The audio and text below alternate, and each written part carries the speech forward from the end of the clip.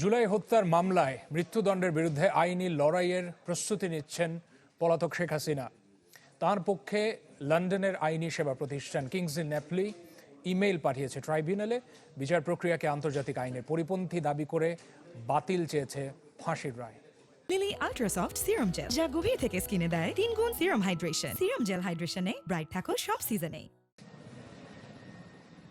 ছাত্র জনতার অভ্যুত্থানের মুখে 2024 সালের 5 আগস্ট দেশ ছেড়ে পালিয়ে যান সাবেক প্রধানমন্ত্রী Sheikh Hasina. We have decided to inflict her with only one sentence, that is sentence of death. গত বছরের 17 নভেম্বর জুলাই অভ্যুত্থানের মাস্টারমাইন্ডের অভিযোগ এনে আন্তর্জাতিক অপরাধ ট্রাইব্যুনাল 1 কার্যক্রম নিষিদ্ধ আওয়ামী লীগের সভাপতি শেখ হাসিনা ও তার স্বরাষ্ট্রমন্ত্রী আসাদুজ্জামান খান কামালকে মৃত্যুদণ্ড দেন। রায় নিয়ে শেখ হাসিনা সহ পলাতক আওয়ামী লীগ নেতাদের অনলাইনে সমালোচনা দেখা গেলেও আইনি প্রক্রিয়ায় সরাসরি অংশ নেয়নি কেউই।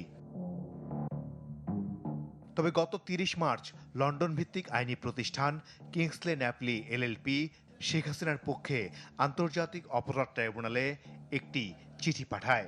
ইমেইলে পাঠানো ওই চিঠিতে এই রায় ও বিচার প্রক্রিয়াকে আন্তর্জাতিক আইনের পরিপন্থী বলে দাবি করা হয়। চিঠিতে দাবি করা হয়, অভিযুক্তের অনুপস্থিতিতে বিচার করে মৃত্যুদণ্ড প্রদান ন্যায্য বিচার ব্যবস্থার মৌলিক নীতির সাথে সাংঘর্ষিক। এতে আত্মপক্ষ সমর্থনের সুযোগ এবং নিজের পছন্দের আইনজীবী পাওয়ার অধিকার লঙ্ঘিত হয়েছে।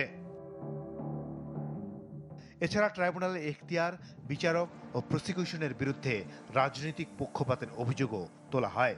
আইসিটির রায় বাতিল, মৃত্যুদণ্ড কার্যকর না করারও দাবি জানানো হয় চিঠিতে।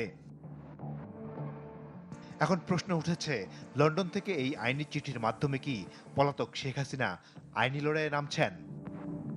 মাসুদুর রহমান, চ্যানেল 24, ঢাকা।